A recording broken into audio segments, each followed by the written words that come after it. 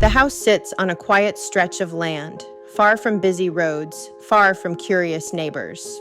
At first glance, it looks ordinary. Weathered wood, faded paint, windows that reflect the sky a little too clearly. Nothing about it screams danger. Nothing warns you to turn back. But this house doesn't need to warn you. It waits.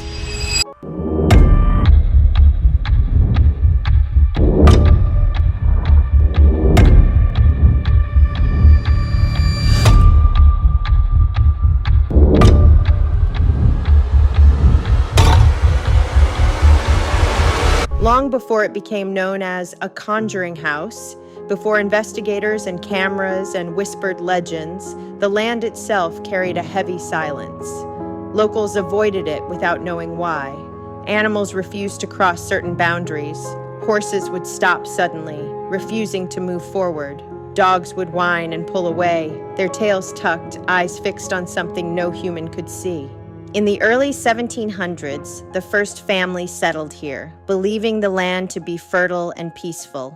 They built the house by hand, room by room. At first, life was normal. Crops grew, children played, nights passed quietly. Then small things began to change.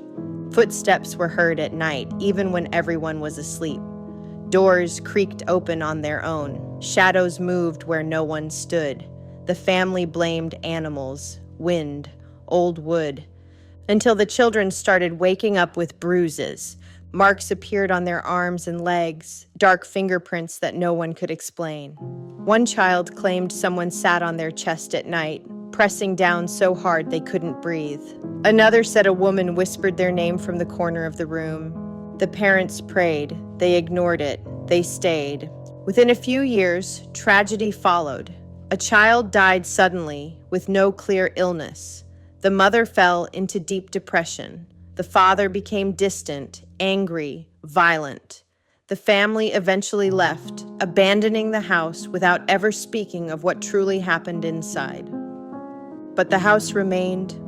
Over the next 2 centuries, different families moved in. Each one lasted a little less time than the last. One family reported seeing a tall man standing in the doorway of the barn, watching silently. Another heard chanting coming from the walls at night, low and rhythmic, like voices buried inside the house itself.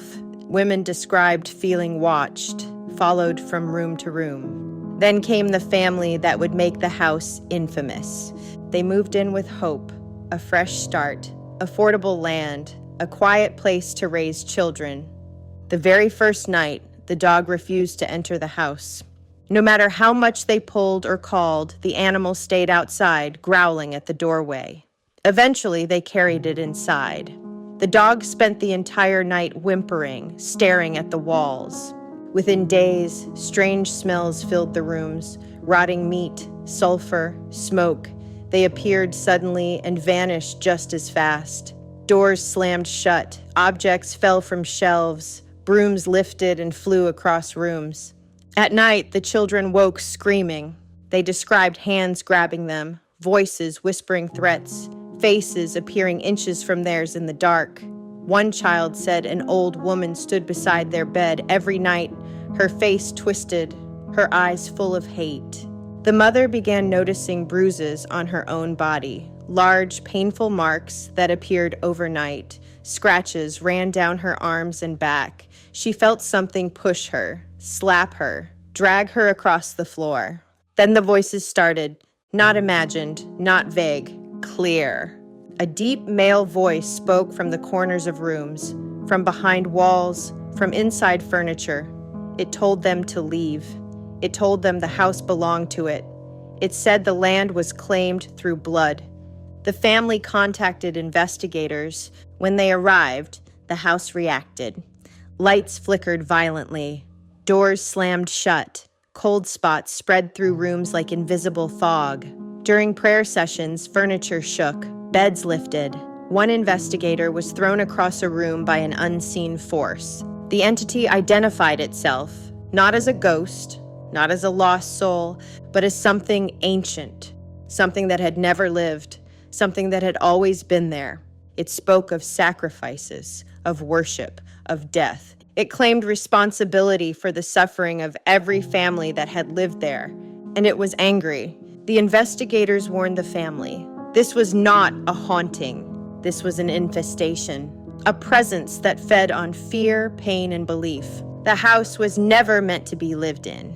Eventually, the family fled, leaving behind their belongings, their memories, their normal lives. They never returned. But the house didn't go quiet. Years passed. New owners arrived, skeptical, confident, dismissive of stories. They brought cameras, recording equipment, curiosity. The house welcomed them. Footage captured doors opening on their own, voices responding to questions, figures appearing briefly at the ends of hallways, a woman's face reflected in mirrors when no one stood behind the camera. One night, during a live investigation, a loud bang echoed through the house. When the team rushed upstairs, they found claw marks carved deep into solid wood. Fresh, splintered, impossible.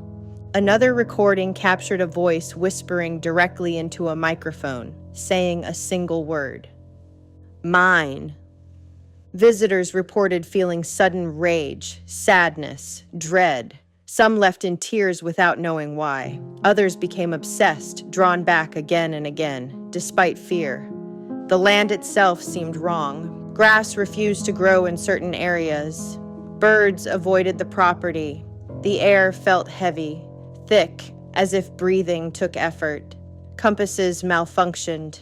Batteries drained instantly. Even skeptics admitted something wasn't right. The house didn't scare people with loud noises or dramatic appearances. It invaded them slowly. Thoughts changed. Moods shifted. Relationships strained. People argued for no reason. Nightmares followed them home. Some investigators refused to ever return. They claimed the house didn't want witnesses. It wanted residents. It wanted permanence. And it waited. To this day, the house stands, silent, watching.